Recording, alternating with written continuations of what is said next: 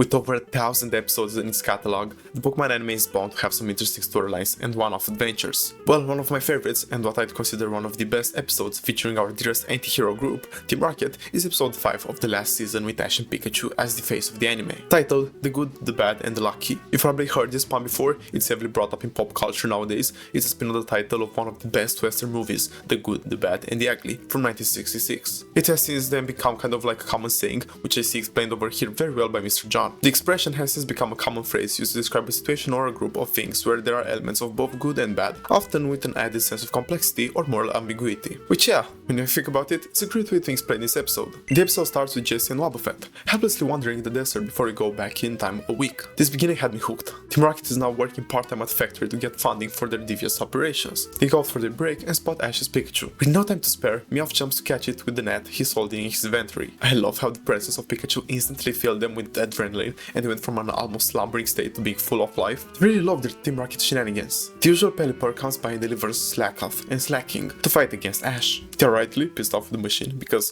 what the fuck are those choices? So when Ash and Go blast Team Rocket off, they take Pelipper with them and chase after it, hoping to fight the person responsible for the weak Pokemon the Rocket Prize Master delivered them. That's not even a bad plan. I've always wondered why the Team Rocket headquarters had set up that machine that we've now been seeing for the past 3 seasons, and most of the time it gives out real shit. Are the people at Team Rocket headquarters just so done with the trio that they don't want to spare good Pokemon on them? Cause otherwise, it doesn't really make sense. You'd want your employees to get their job done, then give them the best tools to do so. Maybe if they got some competent Pokemon, you'd have captured Zapdos that one time they ran into it. But for story writing reasons, I guess it's cool to never know what Pokemon Team Rocket would get for that fight, even though I prefer how they handled it in the good old days, when Team Rocket, just like Ash, had their own team for every region. But I digress. They hop into their hot air balloon and off we go chasing the water bird. But when a Swablu lands on their balloon, the temptation is a bit too much, and they get sidetracked into catching it. The moment before their nets catch the clueless bird, it dead hearts them and uses Dragon Breath to send them flying off once more. That was so unexpected it actually made me chuckle. They once again take Pelipper as casualty. That bird is on a strict schedule. Leave it be, goddammit. The trio went from flying in the air to riding the waves of the ocean before they were interrupted once again, this time by a fucking Wailord. They really cannot catch a break. Team Rocket gets Moby Dicked. Inside the whale Pokemon, they try to pry open Pelipper to get Pokemon from the Prize Master in order to get their asses out of that situation. The bird is opposed to that for some reason, stupid piece of shit, but it thankfully launches an attack which hits the inside of the whale's mouth, prompting it to spit them out. We get our third shenanigan in a row as they try to follow the Pelipper to the Prize Master maker, and now I'm remembering that they were on break from work and they just fucked off. No wonder they don't have any money. They just go off and do their shit without announcing their managers, so they get fired all the time. Plus, they spend all their money on disguises for their wardrobe. They are so Roger coded. Now they're using Meowth as bait for a Mamoswine. Well, that escalated quickly. The night soon shines upon them with a blizzard to complement it. But thankfully, they find shelter in this little town hidden within the forest. The trio are so close to making it, but they faint right outside due to the harsh weather. A fading animation thankfully saves them and reveals that they were taken inside to resist the heat. And they were fed with a pretty good looking meal. It's revealed that they were saved by Cassidy. That was such a nice surprise. The thing that I love the most about the Journey seasons, and why I consider them one of my favorites in the whole franchise, is the insane amount of fan service they give. They really knew how to make us old fans feel appreciated. Dropping Cassidy out of nowhere was so good. Cassidy and Butch were a Team Rocket duo that appeared from time to time in the first couple of seasons. They were kind of paralleling our usual trio. Then they just stopped appearing after Diamond and Pearl seasons, and our writers give a perfect explanation. The duo got tired of the Team Rocket business. They felt like there were more things to life than that. Here we only have Cassidy, and she says she now takes up wood sculpturing as a hobby. Our gang sees Cassidy as a mirror of their own personal desires. Earlier in the episode in the factory they were debating all these Team Rocket missions, saying that they think life could be more than that.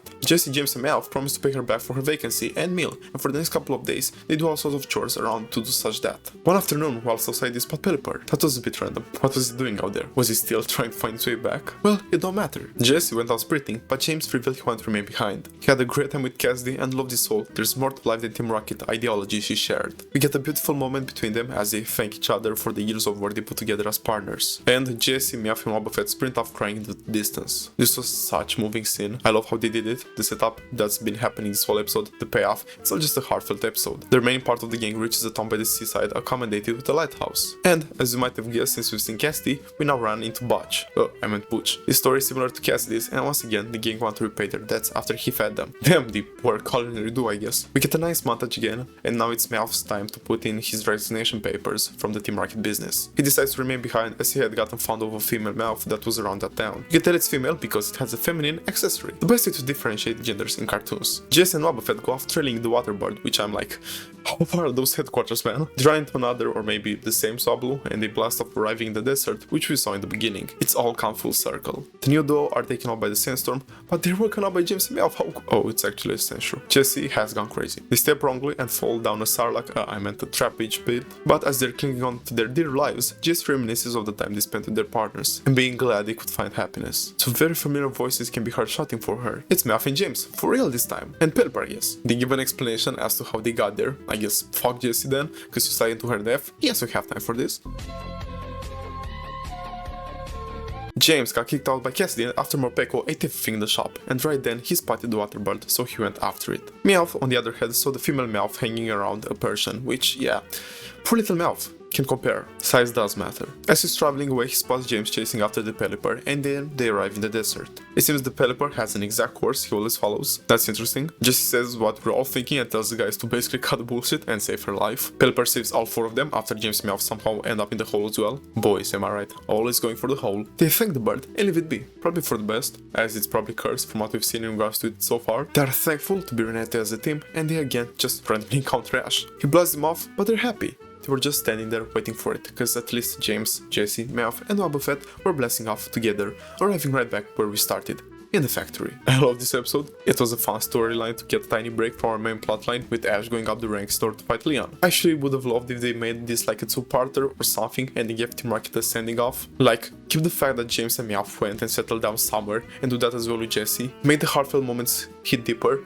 because you were a bit rushed, I'm not gonna lie, but that's what happens when you have to fit so much in just 20 something minutes. It would have also helped with exploring the gang's emotions about the whole Team Rocket shtick. Apart from the factory scene, we only got the realization when Cassidy talked to them about it, and what they've personally preferred if it were a more important plot point until James's farewell, because it's a cool angle we haven't seen the trio take. Cassidy and Butch's return was also a smart move. They wanted to tie that semi-loose end because they were like a somewhat constant appearing duo and then they just poof, disappeared. This is another thing that I love about the Journey seasons. They took it upon themselves to try and tie a ton of loose ends previously generated by the anime, and I give props to the team behind it all. This being one of the last Team Rocket centered episodes sits well with me. I can't remember if we've ever had an episode so highly focused on them. Ash appeared for like less than a minute in total. Try to give our favorite anti-hero gang a proper episode, and that's all I could ever ask for. Go watch the episode for yourselves. Me talking about it for like 8 minutes simply cannot make it enough justice. You're gonna love it. Trust me. If you've enjoyed this, then leave me a like and subscribe. A comment also wouldn't hurt to give me all your thoughts on this Team Rocket adventure.